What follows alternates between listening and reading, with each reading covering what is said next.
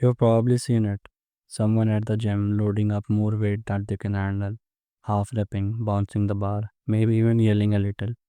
That's ego lifting.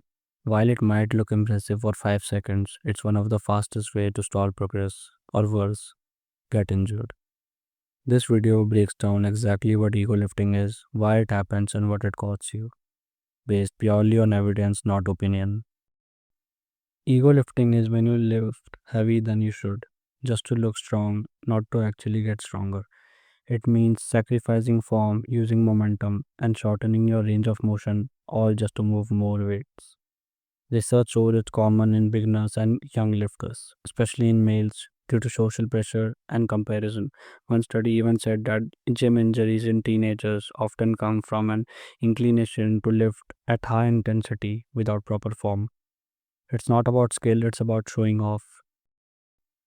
Between 2013 and 2022, gym related injuries, especially in the head, neck, and face, rose by 33%. The most affected age group, 19 to 15 years old.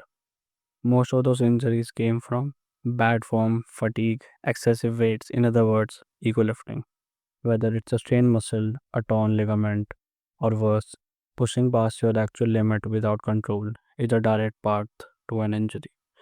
And once you're hurt, you're out of training. One bad lift can wipe out weeks of progress. Here's the irony, ego lifting doesn't even help you build muscle efficiently. Optimal hypertrophy happens in the 6 to 12 rep range with good form and full range of motion. If you're throwing around weights, you can only lift for 2 to 3 reps. You're half lifting them, you're skipping the tension your muscles actually need to grow.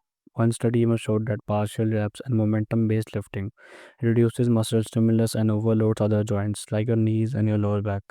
So you're risking injury and getting fewer gains in return.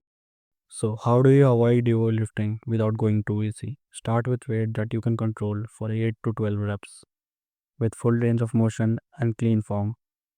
Use a mirror or film yourself. You'll spot form breakdown fast. If you're using momentum, you're going too heavy. Control your tempo, especially on lower phase. Taking even 2 to 3 seconds to lower a rep improves muscle tension and exposes any cheating. Lastly, increase weight gradually.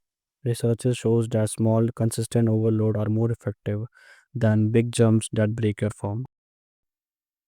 At last, ego lifting looks strong, but smart lifting builds strength.